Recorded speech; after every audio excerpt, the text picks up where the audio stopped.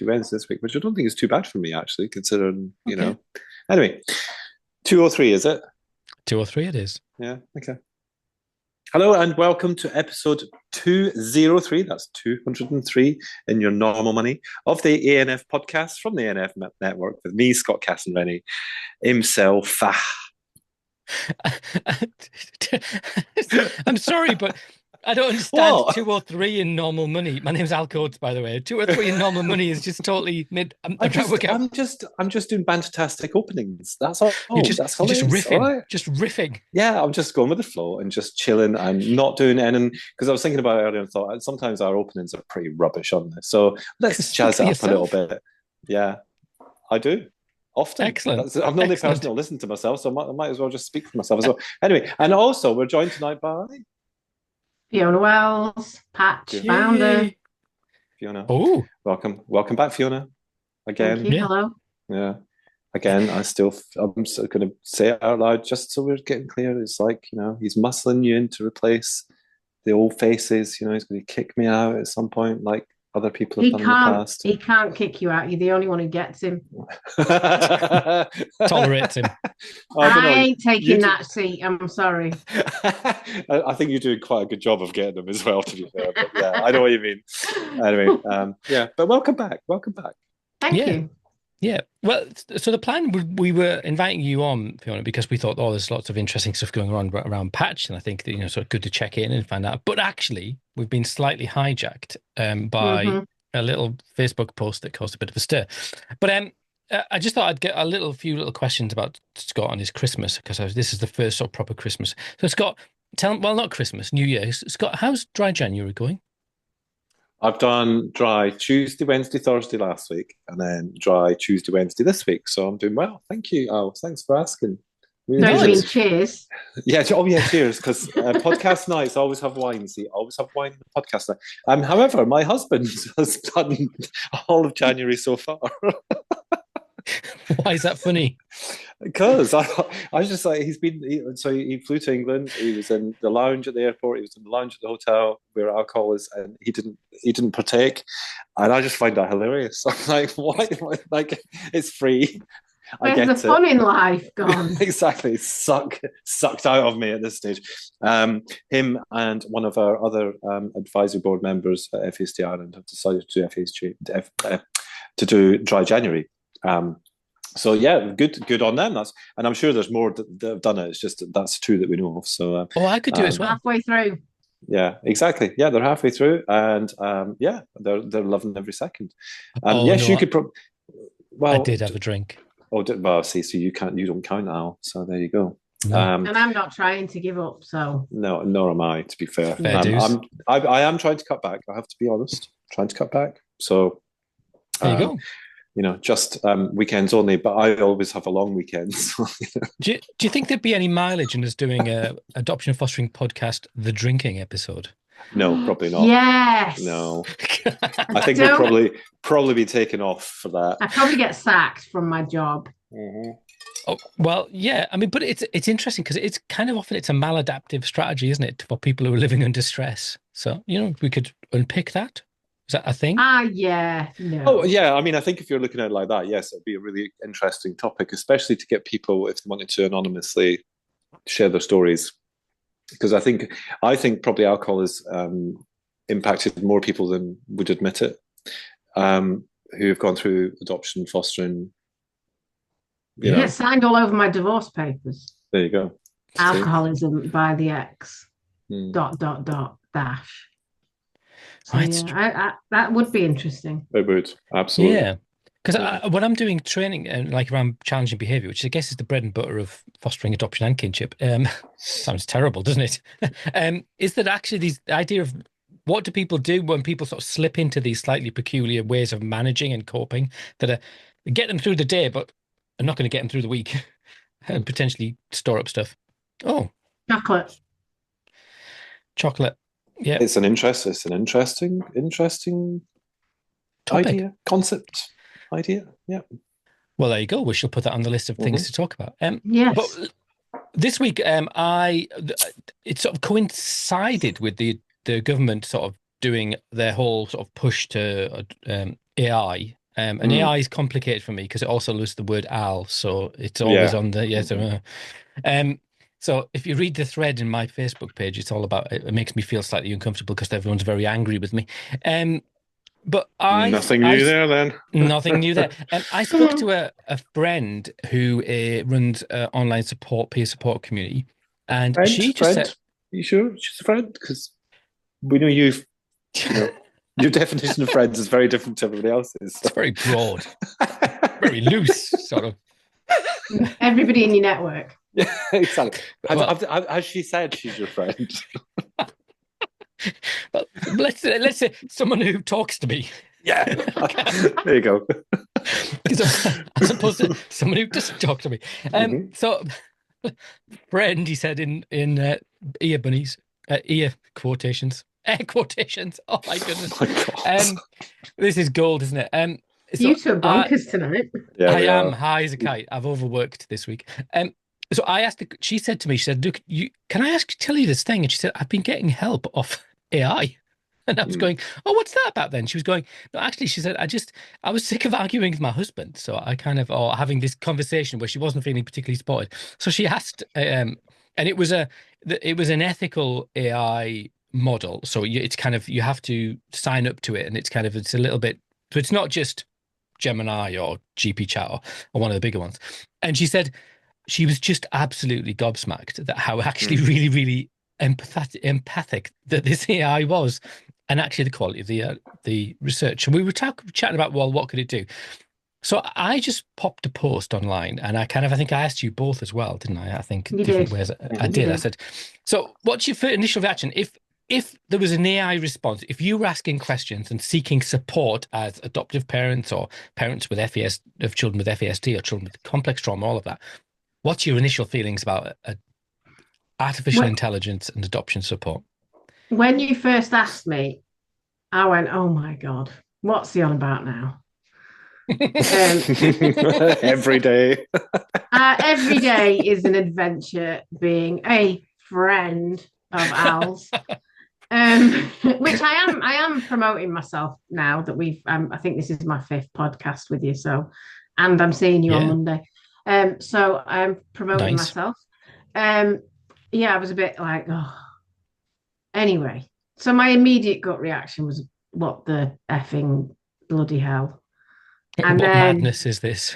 What madness is this? And then you sent another message with a typical question that we would ask as an adopter, and the answer. Now, as most people who know me will know, that I haven't had, as a social worker, I haven't had the best social working by my local authority. I'm not going to say who they are, but yeah. And I read the answer and thought that AI could actually teach my local authority quite a number of really key practice elements.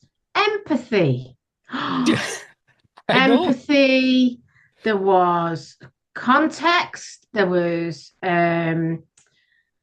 psychological knowledge. There was impact of early life trauma knowledge. I was astounded. So much so, I nearly sent it to the social worker and said, I think we need to take my AI training. But I didn't, because I behaved myself. But it was an amazing experience for me to see that. Yeah. You've got some of the comments there, Scott, haven't you, of people who hadn't necessarily seen that bit of that conversation in terms of what you think. Yeah. And I think, AI has become a big thing here as well. I think it has globally, to be honest, over the last couple of months, hasn't it? And certainly it's I've noticed on the news here. And my reply to you, Al, was, I think that it has a place, as an AI has a place, but not for this kind of stuff. And my actual response to you was that, plus I find people to be irritating, give me help and support, so a computer-generated one would get right on my nose. But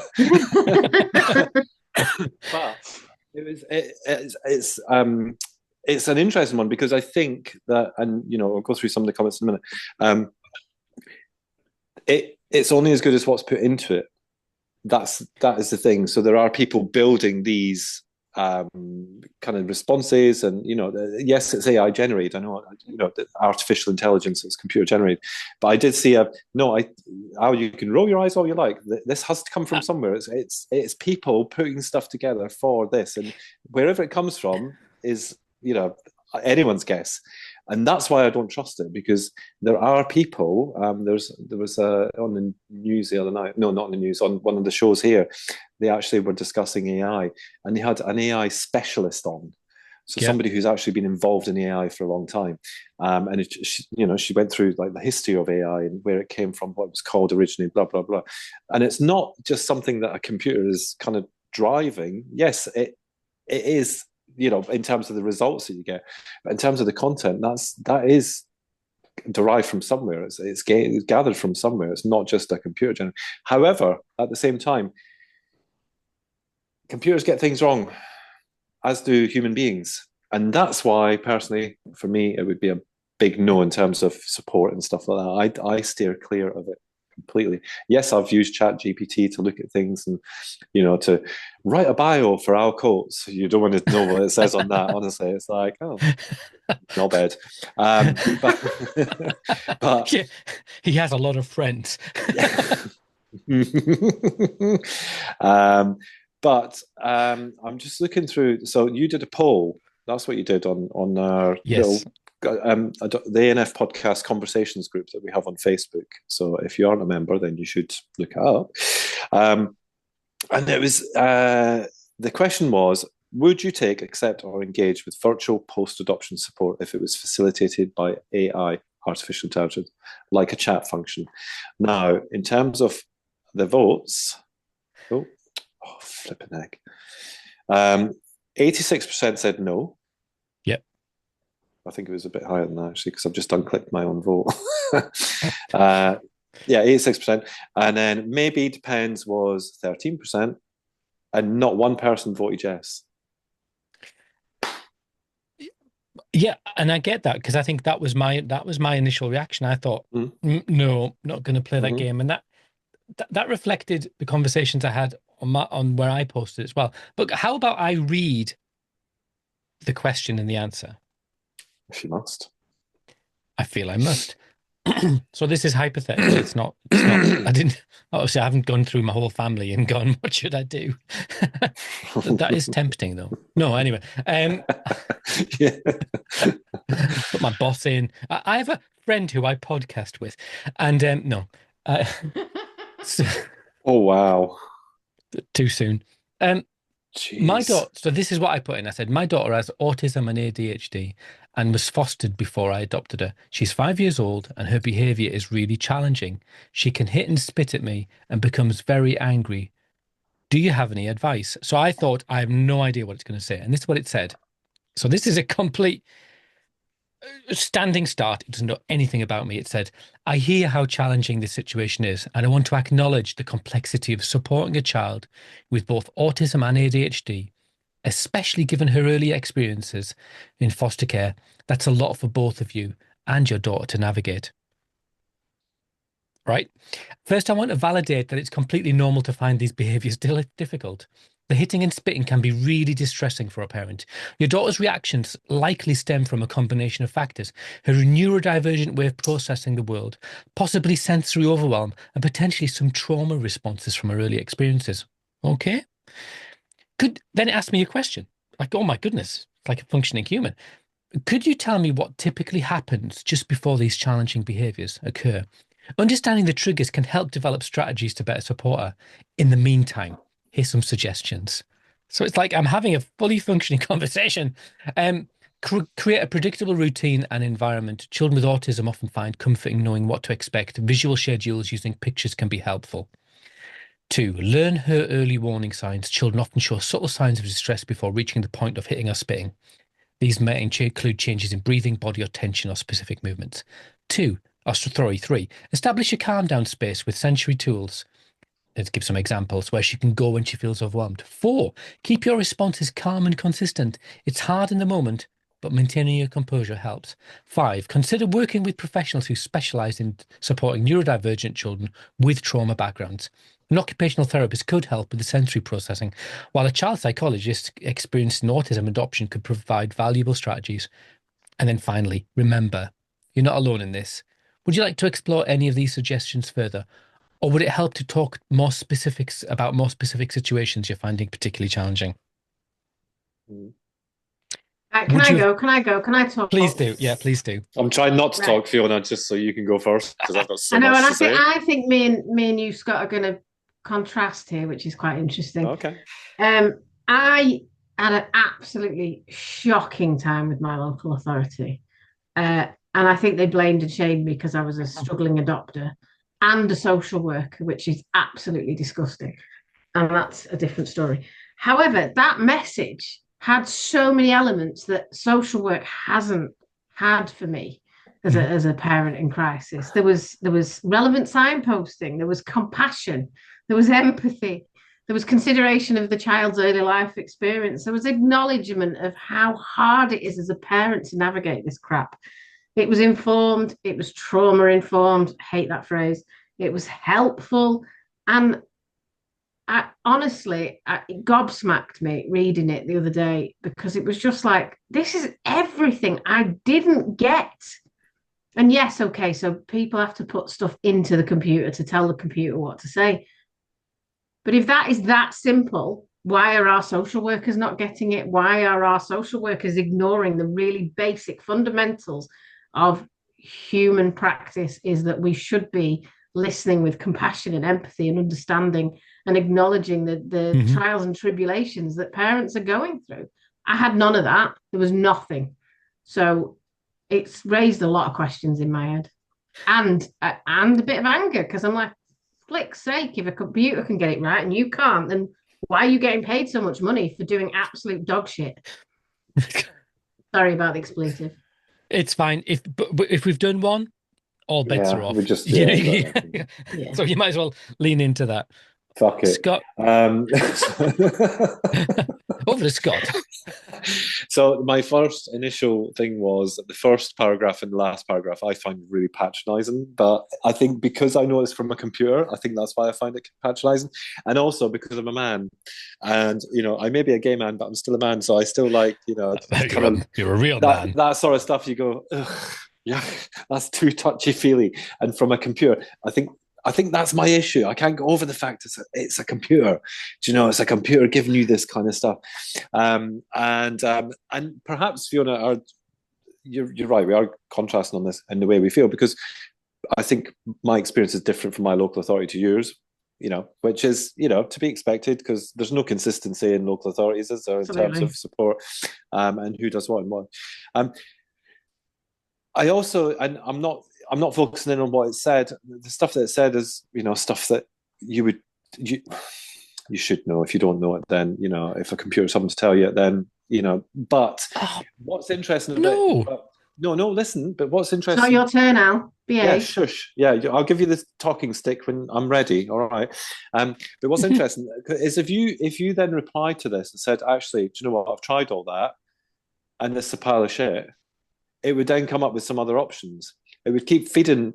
If you keep feeding back, it keeps feeding back to you. So you can reply and say, actually, do you know what? I've tried all that, and that doesn't work. So what would you suggest next? If it's got more, it will give you more. And I think that's there's risks with all this stuff. Like it's great, but it's not somebody who's qualified. And I think maybe part of it is the fact that it's not qualified to give you these kind of supports in real life. If this was a human being and they weren't qualified, you wouldn't be listening to them. And I think that's the first risk. And the second risk is that it's a fucking computer that might actually run out of stuff to give you, of ideas to give you by the time you're on your knees. However, what I would say is, in terms of early intervention, because there is that thing about us going for help. Yeah. When we're on our knees, when we're literally just ready to give up, or something's really gone wrong. I think if you had access to this, very early on, when things were starting to go wrong, when you start to recognise that things were a bit different or something like that, then perhaps it would make a difference. So yeah.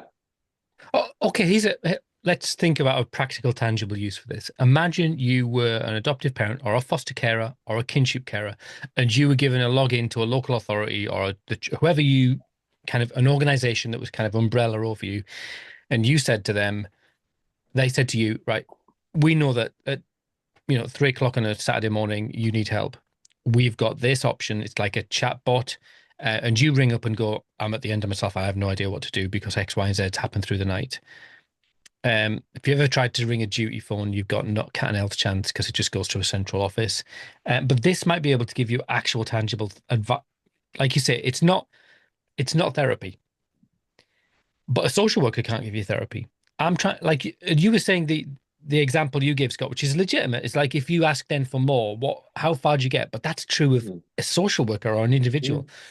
So I don't think it will ever replace human touch, but actually, is it something that's immediate and tangible and feels, because the conversation I was having with my friend was that actually we can build up relationships. We do have relationships with inanimate objects. How we feel about a car or we have objects in our lives that we sort of personalize and we become attached to them. So why not this? Because this is the AI model, I'll give the name. It's called Claude AI, and it's an ethical model. So it's just CLAUDE.ai, and I've got another friend. I know it's two. It's hard to imagine. Who actually you don't told me have two friends. There's no way in this world you have two friends. But anyway, let me go. Sorry. And I'll tell you who it is after we've stopped recording. And she said she had a difficult experience with one of her children recently, really difficult. And so she asked for advice from AI. Yeah. And she said, I needed to write a letter to my daughter. And so she said, I just had nothing to give. So she said to whatever it was, whichever model it was, and it wrote a letter, and she said to it, actually, no, it needed to be a bit more parental. So it came back with a bit more parental. And she said, I just had no resources to write to myself, but I could do that. And I got this letter that actually really, really worked. And she was really clear about what it wanted to say. And you think, I don't know, because we're people who are just so exhausted potentially that, I don't know. It feels like it's not as simple as I thought it was. Yeah. And I just add, before I move on, I think that you kind of mentioned something there that made me realize what my issue with what my issue is with it. And that is that in an attempt to cut costs, that this is what we use in the future, and then we get rid of people. That is my biggest concern over something like that, because we get hooked onto these things that are going to save us money. Let's give up our offices during COVID, after COVID. How many organizations are now going, shit, that was a big mistake, we shouldn't have done that. Yeah. All right, because they've lost that kind of not from everybody, but there's a lot of people who just don't work from home. They sit and waggle their mouse, or they're sitting in B&M's car park doing meetings and stuff. But that aside, that's my worry for this, is that it replaces something that actually is very kind of it has I guess the standards and all that sort of stuff that come around social work and what have you, that disappears because look, AI can do better. Well, okay, so and I get that, but I'm gonna ask Fiona a question. So you're a social worker, right? And I'm not going to put you on the spot in an awkward situation. You get a difficult letter you don't get difficult letters, you get difficult emails. You get a difficult email and you think, I'm not sure about this. And you go to AI and you say, Claude, ChatGPT, whoever, Gemini, I've got a difficult letter. I need to answer. This family's experiencing this. And it gives you it gives you an email like this, and you send it to someone. Is that a legitimate use of AI? No. Right. No, and I do use ChatGPT, although I always call it the wrong thing. I use it because sometimes, and I don't know whether this is because I'm visual or because I'm dyslexic, but I sometimes need it to give me clarity. So I might put in a sentence that I know doesn't read right, and then I get it to tidy it up for me. So I never tend to get content out of it. I tend to make it either clarify something for me or tidy something for me. But I do use it because my grammar and my spelling can get mixed up quite regularly. Yeah. So it's a tool. It is a tool, and like Scott was saying, I actually think I absolutely agree with him that it should not and it cannot replace actual meaningful quality support. Mhm. However, I also agree with you, Al, that at 3 o'clock in the morning when you are buggered and you can't sleep, that sometimes brainstorming, and that is it, brainstorming, nothing that actually is liable, is a tool. And it is a tool, and it is that. I think, as I said earlier, my main reaction to this is, for God's sake, if AI can get it right and the social workers can't, what bloody hope do we have? And it makes me angry. I mean, I'm laughing about it, but I am angry as well because it's pathetic. We should be treating people with the things that this AI brought out. And maybe it was patronizing, maybe it wasn't. And if I heard it off a human being, maybe it would have been different. But the core bits were there that my social worker or the children's social worker failed dramatically on. It removes bias, doesn't it? Or having a bad day. Like, but it focused on the bigger picture, and even that was the simplest thing a social worker should do, is take the lens and make it look at the whole picture. And I keep dragging on about this, the whole of the child. We need to see the whole of the child. To understand what's going on in the child's world, we have to see the whole of the child. Now, I'm going off on a bit of a tangent now, but I'm going to say this because it's really important to me. I'm working in fostering now. I've not been doing it very long. I am absolutely dismayed at how many children are in foster care where their foster carers know absolute jack diddly squat about them. Oh, yeah, well, he was removed last year. Right, okay, but why was he removed? I think it was something to do with blah, blah, blah. There is no pathway for foster carers to find out what's happened to the children that they are caring for and that they are doing everything for and with. How do you see and care for a child you know nothing about, that you don't know what their early life experiences are? You don't understand why they are the way they are, why they have tricky moments and wobbly bits, and why getting their school shoes on in the morning is a problem for them. You need to understand the whole of a child. And if AI says things like what's going on for the child, or we consider the early life history, and yet a social worker's not considering that, and they're just seeing what's on the service, or they're just placing a child in care without touching on any of the elements that a foster carer or an adopter needs to know, then honestly, maybe AI should be running the country. Well, there you go. You're feeling quite strong about that. Yeah, that was a rant. Honestly. I mean, I've made a mental note for never to get you and Sarah Wiki-Wika Anderson in the same room and talk about fostering, because that would be like a perfect storm. Do you know Sarah Wiki-Wika? Well, I'm trying to bring into the agency I'm working for an hour per local, and an hour's not enough, but every local authority who's placed a child, you spend an hour talking about that child, you gather as much information that's suitable to share with that foster carer, to really unpick what has happened in that child's life that shouldn't have done, and what should have happened that hasn't. Because unless you know those things, how are you supposed to provide the care for the child?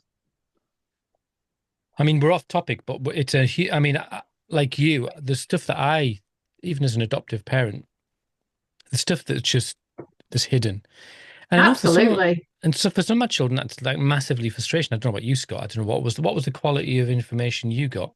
Was it good, bad, indifferent? Oh, wow! It depends on what your definition of all three of those is. Because fair point. I think and bear in mind, God, I think there was a little bit of an over exaggeration on some of the information in terms of perhaps behaviors and how they manifested, and all that kind of stuff that oh yes, well, as an example, in the children who 8-bit, requires extra support at school. Right. So what does that look like? And when do I find out what that support looks like? And what is it going to look like when they've moved schools? And, they're in a new family full of strangers. They're in a new school full of strangers, all that sort of stuff. So how does that look? so I don't know. I don't know about answer the question. I always think, I don't know what it looks like now in terms of, and certainly in adoption anyway, with that website that took over from most of the, what's it called? Oh, what's it called? Oh, that's. He's never come on, you see, because he's never come onto the podcast, so I can never remember what it's called. But anyway, whatever it is. Be My Family. No, that was Be My Parent was BAF, wasn't it? Children Who Wait was Adoption UK. Be My Parent was BAF. This is podcast gold. I know. We're three really people try and remember a word. Thanks for this, Fiona. She's trying to make us. No, I never knew it, so I've no idea what you're talking about. Oh, but the listeners might. They're all screaming at like one listener screaming at our thing. But anyway, whatever that's called, it's Link Maker. That's the one. Yes. Yeah. There you go. Thank you. So I don't know what it looks like in terms of nowadays, because obviously it's been it's been 6 years since I worked alongside LinkMaker, and many years before that since it launched. So I'm not sure in terms of explanations of symptoms, behaviours, extra support, what behaviours do they have, how bad does it get, etc. I'm not sure how deep it goes into that without putting people off of actually considering registering an interest in a child. So I think that's a tricky part. But there's also this other part, this transition from foster care to foster care, perhaps, and how much is how much is shared there. If foster care is perhaps at the end of what they can deal with, and they're perhaps thinking this child needs to be out of my house, and oh look, there's some lovely new fresh wet behind here foster carers. Like how much do they share? How much of it is accurate? All that sort of stuff. So I think there's it's a wide, that's a hard one. Yeah, I mean, I guess I was on a panel. I no longer on the panel. I did a year, give or take, and I decided to come off for a whole host of reasons. Mainly, I was too busy. Because you didn't make any friends. Actually, the exact opposite. Actually, I feel like I've hooked onto something tonight. I'm just going to go with it. I think I made some enemies actually by the end of it. Oh, really? No, well, no, that's not. Was it by any chance a regional adoption agency panel that might be in your locality, Al? I'm not possible. I couldn't possibly comment, Scott. That would be so inappropriate. You're making Scott want to talk about this now. I'll be careful. See if Fiona gets me. Fiona, he's hooking. He's like a snake luring a mouse into this trap. Yeah, absolutely. No, I think that the quality of the information that was shared was generally quite good, but again, you don't know what you don't know, do you? No, exactly. Yeah.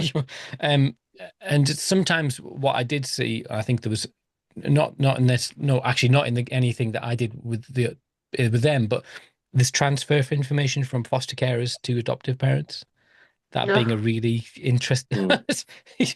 Fiona's almost had a moment. I mean, I read foster care vacancies, as part of my job. Like every Thursday, it's my job to read the vacancies and match them up with foster carers, and I love my foster carers; they're amazing. And some of the crap you read is just like, where's the transparency? Where's the honesty? Give it us straight so we know exactly what we're dealing with. Because finding out 2 weeks after the child's been placed ain't helping anybody. Foster carers who have been in it for a little while know what they can manage and know what they want to manage. Mm-hmm. And as cold and calculated as that sounds, that's how these things work. But we work better with honesty and transparency. Don't package it up to be anything different than a child is. We need to know everything to make sure that they're cared for properly and appropriately, with all singing, all dancing, information sharing. Just to circle back to the AI thing, I just used a version that's free. Popped in a question that I'm not going to tell you what the question was because it's quite personal, because I wanted to see exactly what it said for something that I know the answer to. All to do with adoption and stuff. I'm not going to share it. It was not about that rash you've got. Well, from your friend.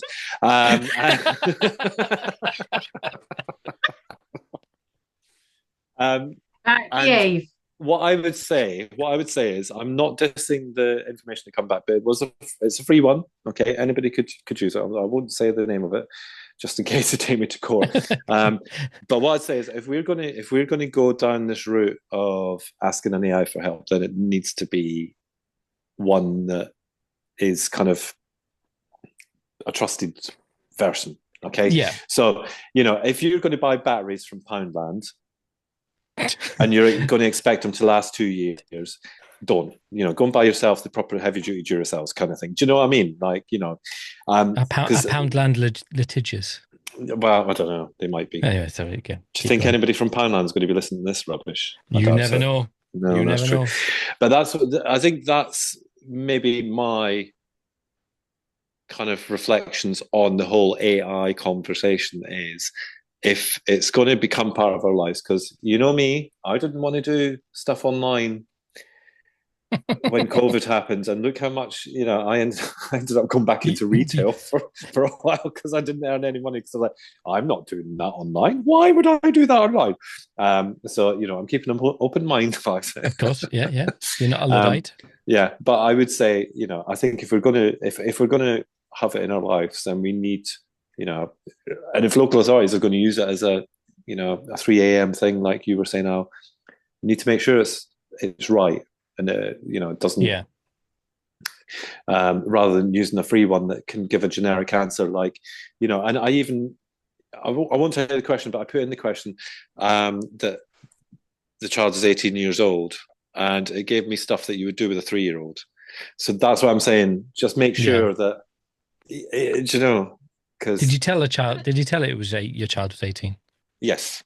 All right. Okay. But I suppose you could have like like you was. I think it was you, Scott, saying you within a local authority or an RAA, you could have a subscription only service where the information is screened and checked and created by a psychotherapist. Oh, that would be ingenious. An LA using a psychotherapist, that'd be amazing, wouldn't it? Wow, I've never thought about that. Sorry. So cynical. That would be cynical. That would be really, really helpful, wouldn't it? That would be helpful information, that maybe the social workers should tune into someday. Yeah. And I guess that's the issue, isn't it? How many questions do you ask it to make sure that you can trust it before you can trust it? And then, somebody comes out with something, out of the blue that nobody's dealt with before, and that question has never been asked, and it gives them some really dodgy information or dodgy liability insurance. Scott, exactly. That's where it comes in. That's it, isn't it? Yeah. But kind of in terms of validating people's experience, that's the thing for me that was really interesting, because I was expecting like a list of like kind of like a robot list of things to do, and this felt like it was actually validating my experience. And like you, Scott, it's not something I would engage in. But then I sort of thought about that for a while, and I thought, actually, in some ways it's a bit simpler because you can't upset the computer. Mike. True. But in the sense that you can just go to it, and if it's not right, you just go, fine. It's not going to come and get It's not going to come and chase me down. Maybe a doctors in crisis should do the AI chat in the child in need meeting, and show it to the social worker and says, actually, this is what you're supposed to be telling me. How to make friends with social workers. Yeah. Okay. Not all social workers, and only hundreds. But anyway, I'm going to stop. Shut up, Fiona. Yeah. Well, yeah, it's easy to pick out the bad practice because there is a lot of good practice, and that's me being a bit middle of the road. But most social workers do their best, aren't they? No comment. Oh, things you've had a bad Christmas. Did not. And I've just used exactly the same one again. I've typed in a question that the three of us would typically ask. Let's be honest.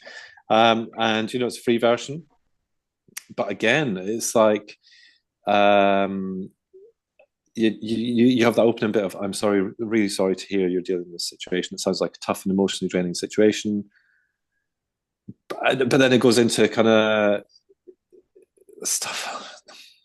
I don't know. It just seems generic. Yes. generic. You're absolutely bang on the All money. of this, I don't think I'd ever use it unless it was like 3 o'clock. After all of that. No, but I mean, I do use it as a guide. I've never used it as an exact science, and it's that, But that's what I'm saying, Fiona. There might be people who grasp onto it like it's a lifeline. It's about our own emotional intelligence as individuals, isn't it?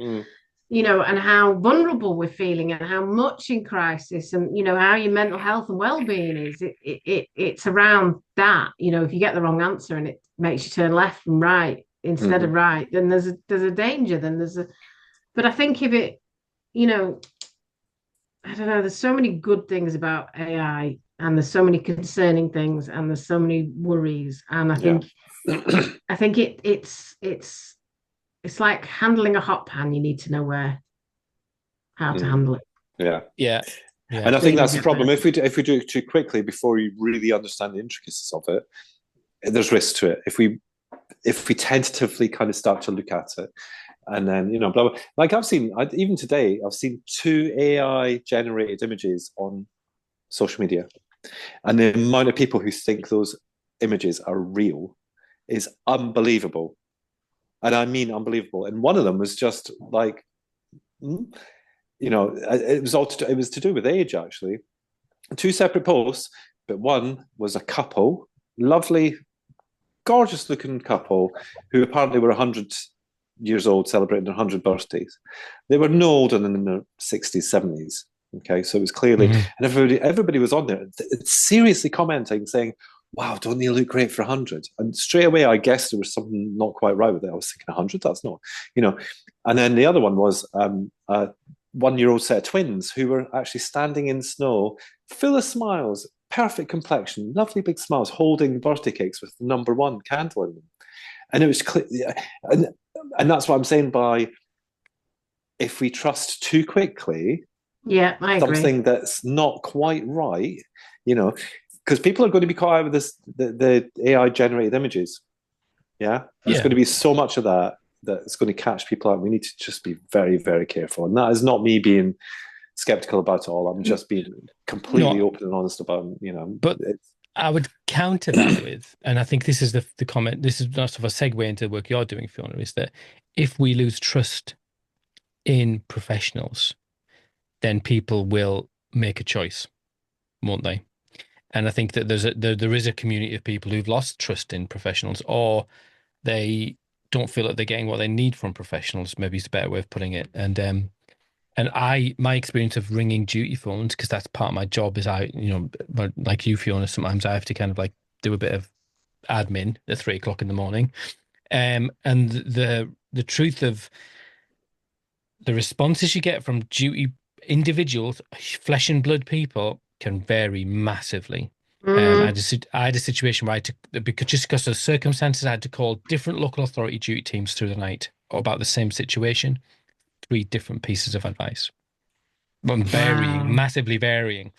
And so you go, in the absence of that, would I get is there a place for it that needs to be kind of, like you say, very ring fenced and quite contained and sort of assured? But in that place, it may be that, because families like ours, you know yourself that your kids don't kick off at like 9:30 on a Monday morning when everyone's just sitting at their desks.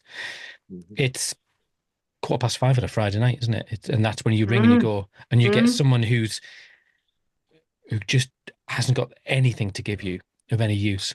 So maybe that's the future. But we could go down this rabbit hole. But Fiona, we asked you on because you're busy with Patch. Before you leave AI, sorry, Fiona, because I want Fiona to get the time that she deserves. Can I just say my Squid Game character in an AI art video generator? It's amazing. There you go. I have no idea what you're talking about. You lost me then completely. No idea. So that's what I'm just saying. This is it. On Facebook, you can actually transform yourself into a Squid Game character using AI, and it looks so real. Do you have your hair cut in that? You can have anything you want. It will give you because the best you're version of looking a bit you. long there. Oh, wow. Okay. So she's got, okay. Well, you did interrupt the big, let's introduce Patch. Yeah, to because the I wanted to give conversation. you, more of a Tell platform ya. than you've already had on this podcast, So- Fiona, but Oh, really? But Oh, you- like that, is it? You've Yeah. counted the number of times you've been on here. So. I haven't actually. It was a rough guess. But all of a sudden, those difficult relationships with social workers makes perfect sense, Fiona, if I'm honest with you. Shut your face. So, Anyway, on Fiona, to more important topics. Yeah, than I'll mute stop myself hair. now. I'm going to mute myself. Don't you You can- dare. Come so right, come on, both of you stop behave. yeah, what you're go up on. to? Where? Because Patch, last time I think we spoke, you did the conference in the autumn, in September, Yes, and which so was a tell me where you're great going. success. It was a roaring success, wasn't it? It was Hundreds and brilliant. hundreds. So tell me Hold up. what's been happening since then, because you got a lot of people together, and you've started this conversation around how do we safeguard families. Yes, and there's lots of elements to that. One thing that has happened in the last couple of months is I've created a steering group, which is there's 24 of us at the moment, which we're just learning to come together and collaborate and talk and move things on. So I've got a certain group of people who are helping me launch Patch as a charity. I've got others who are helping me look at the website, we're talking about data, we're talking about research, we're talking to people who are learned in the world of neuroscience and trauma, in parenting styles, in therapy, all sorts of different things. And I've got meetings coming out my ears with different people who see something in Patch and feel like they want to know more or who want to engage with Patch, and it's feeling really good. Obviously, I don't know what happens really next. We want things to change. We want things to get better.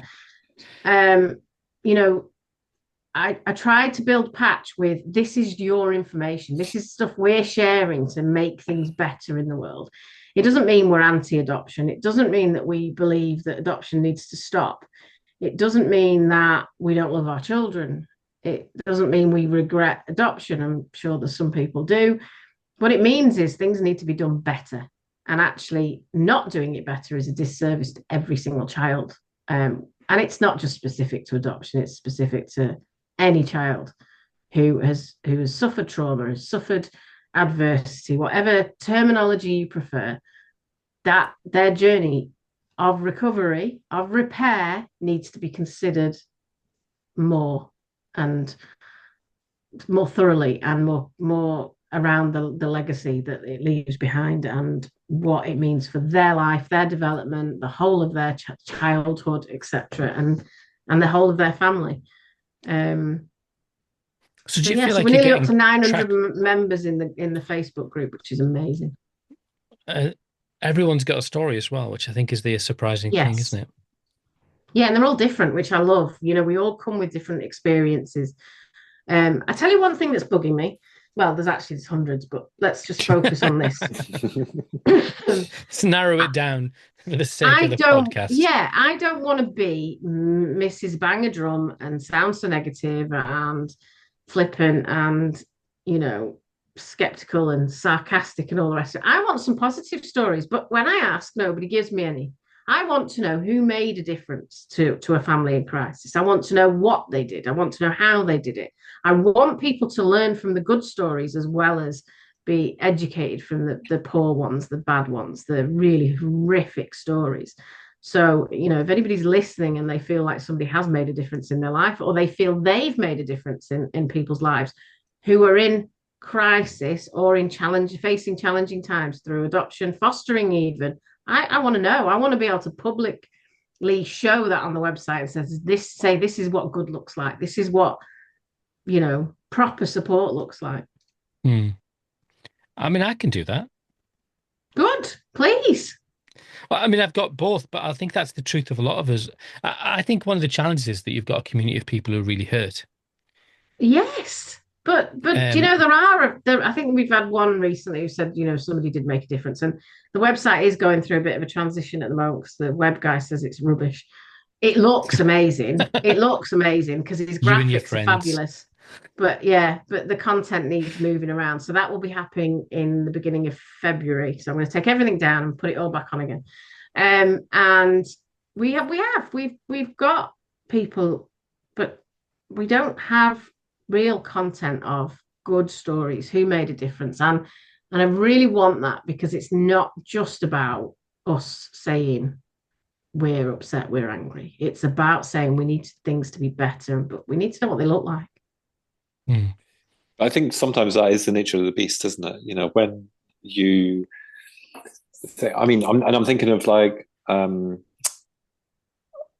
a number of organizations that have been set up over time, like, over the last, let's say 60 years as an example. So before my time and your time, Fiona, it's like, I'll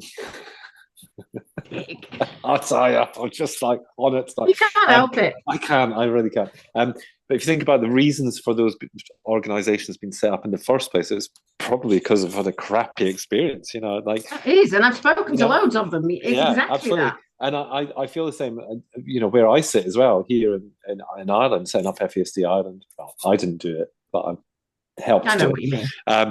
And it's because of the lack of support, the lack of services, the lack of recognition of the condition, all that sort of stuff that's going on. And I think that when you then start to look at some of the positive stories, it's like, so can somebody somewhere, you must have something, and I think that if I think about my experience in the UK, and bear in mind we haven't lived in the UK for 6 years now, but I think about my time and my experience of support before that, I could give you 100 great stories. Okay, hundreds a bit, that's a big thing, but maybe 20 good examples of stories where our social workers have been really useful. I've got 30, 50 stories of them being bloody useless, but there are, you know what I mean? And I think that's hard, isn't it? Because you forget, I think, because you're so immersed in all the kind of the stuff that's gone wrong, and you kind of forget that sometimes it could have just been one simple thing. Yeah, it could have been AI giving the advice to me rather than maybe. Sorry, but yeah, it is. I think that is it must be. I'm not looking forward to the day where I have to do that for my own organisation. To say, so what's good, what's positive, because I think that'll be like pulling teeth, to be honest with you. And you also don't want it to be about you and the fact that you've made a difference by setting up an organisation that people can come to, and it has to be about everything else that's going on around it. So it is. Such... and I think fundamentally, like, the core element of Patch is about humanity. It's about remembering that humanity, and that humanity being away from bureaucracy and policy and guidance. So the project that we've got going on at the moment is a document, another document like the Jarred Reality, slightly different, and it's quite long, which is a bugbear of some people, where we are talking about what's gone wrong. Why does Patch exist? Why is it here? What has gone wrong? What are the fundamental factors that have failed our families? And I mean failed. And what can we do right? What can we do as a society, as a system, as policymakers to make sure that the families failed are less, are reduced? If there's a reduction, I'll get my words out at some point, that there's a reduction in the amount of families that have failed by poor practice, poor pathways, poor policy, poor guidance. I mean, that's... Can I ask a question about that? Because we have this conversation all the time, don't we? I go, be specific. And I'm like, and you go, we want to change this. And I go, great. But what are the steps? And is that how do you tangibly do that though? Because it's an excellent aim, but it's quite untangible. How do you turn it into like actual achievable steps or points that you can present to a local authority and go, you need to do, this is the first step on that route to being better. And I think we can't write the policy, obviously, but what we can do is we can say these are the things that have been missing, and this is what we think needs to be implemented. You know, we need to remove the word trauma informed, for one. Because trauma informed is, let's sit in front of a video on my computer for an hour and I'll learn a little bit about trauma. If you are working with a family where there's early life trauma or early life adversity or, something that's big in that child's life, you shouldn't be trauma informed. You should be trauma trained. We need more learning. So there's a really clear, evident, like little tiny bit, child who's been through adversity and trauma is removed from a harmful situation. So during those care proceedings, which I've done with families, and I've been through care proceedings with families, where is there at any point where the recovery or the repair from what that child has experienced, where is that planned, plotted, considered, or otherwise? Yeah, there might be a little bit on family time. There might be something on life story work, explaining the child's identity, making sure that identity holds, making sure there's, if they've got a hearing problem or a sight problem, that's considered. But what about the repair and recovery from adversity? Where's that? Because I don't see it, and I've read plenty of care plans. But that is absolutely right. But it feels like that because each individual child's journey and their route to recovery is just so unique. I'm not saying we shouldn't do it. I just think that is it just that it's so that too needs big? To be mapped out by an expert. It needs to be mapped out by somebody who understands, and that's unfortunately, unless you've got a social worker with dual qualifications, it's not a social worker. That needs to be plotted. It needs to be considered. It needs to be like a passport that the adopter can carry to meetings and say, this is what they've said. My child's been through this, and therefore we may have elements of this. It's not a blanket rule. It's not this is the trajectory, and therefore it will happen.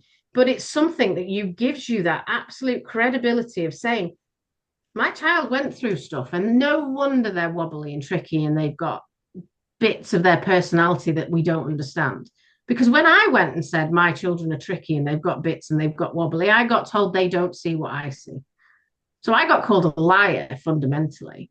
Okay, well, we're 2 years on from that, and my children are struggling, and they've got diagnoses coming out their backsides now because people started listening. So where's that social worker now who told me I was lying?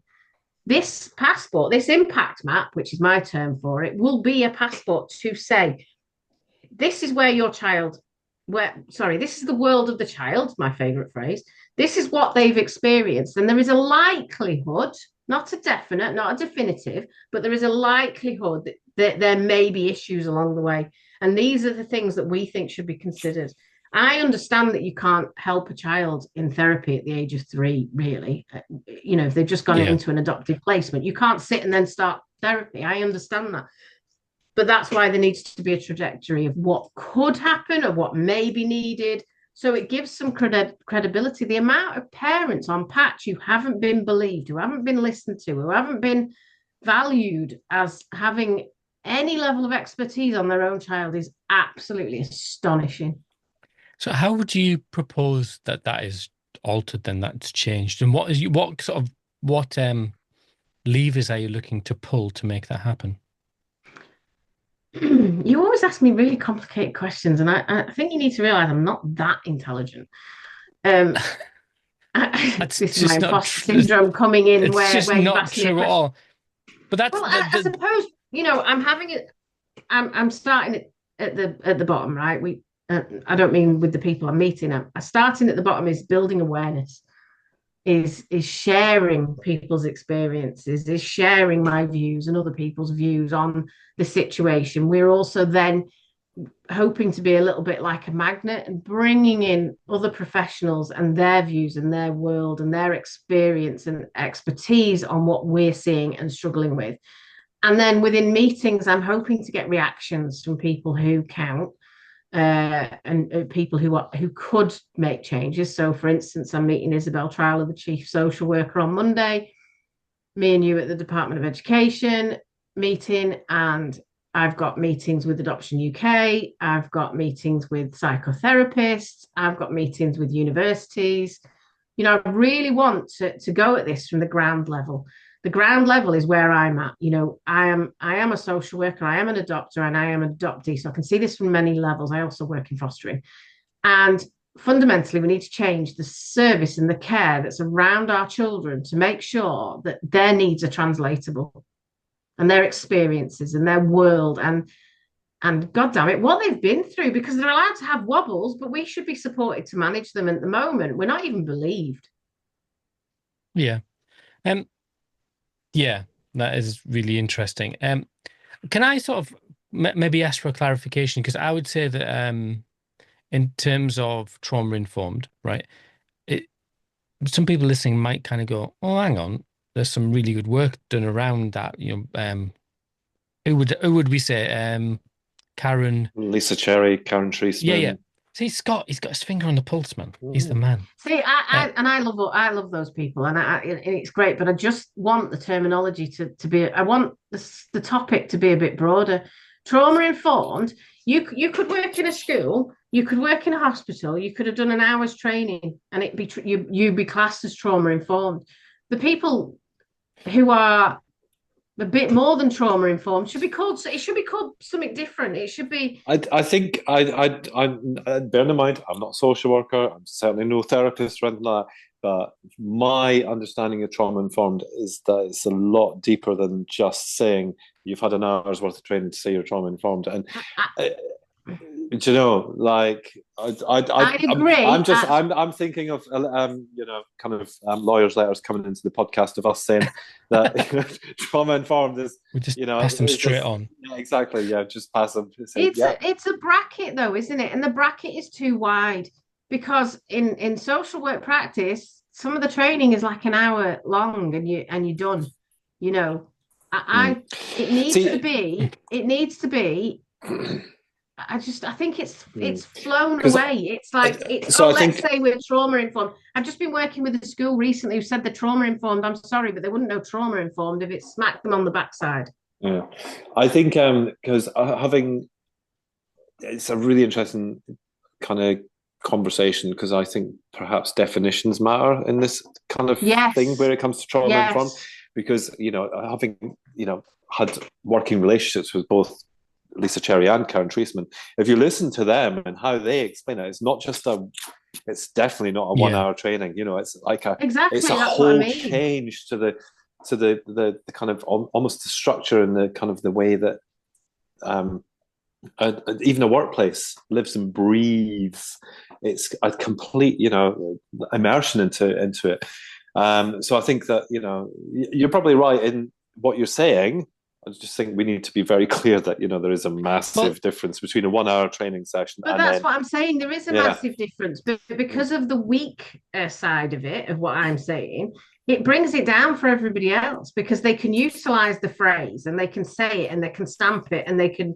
If you take away the really top people who are doing massive things and changing things and educating and informing and building better practice, and then you get your people with the 1 hour stamp, the integrity of the situation is devalued, isn't it? Yeah. And that's what bothers me.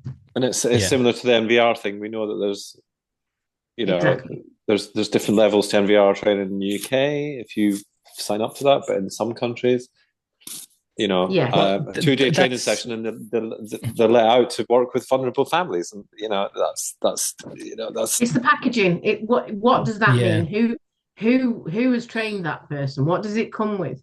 And I don't think the way I experience trauma informed it's enough. And I can never pronounce people's names, but there are a lot of experts in the world who are teaching and learning and building our blocks around systems, but then there's other people who are just stamping it and saying they're trauma informed when they don't. It doesn't mean anything.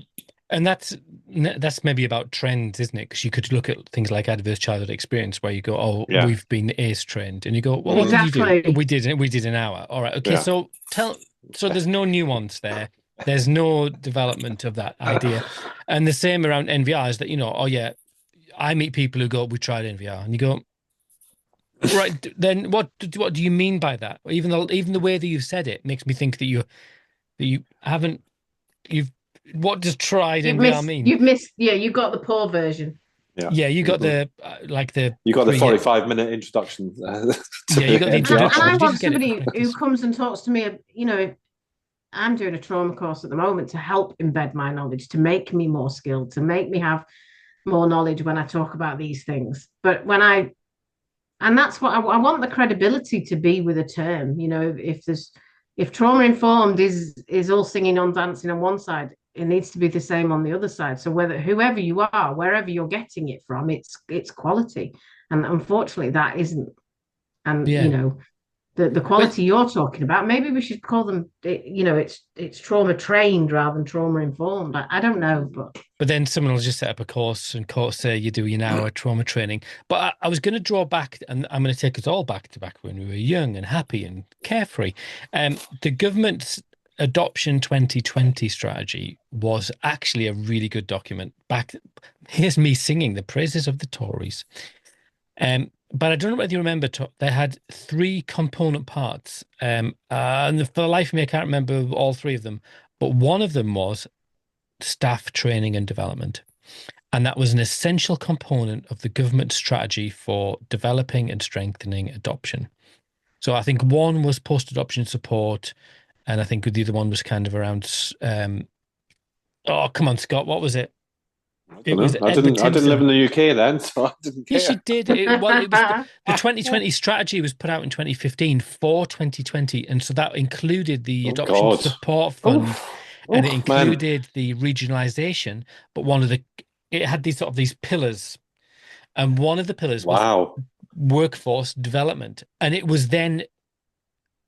just then disappeared when we got to 2020. Yeah, but you've covered this quite a lot, and I've had a brain injury since 2015, so I don't remember everything now. 2015? You didn't tell me about that one. No, since 2015. Since 2015, okay. Yeah, affects your memory. Love. No, not in. That's my excuse, and I'm sticking to it. So climate change.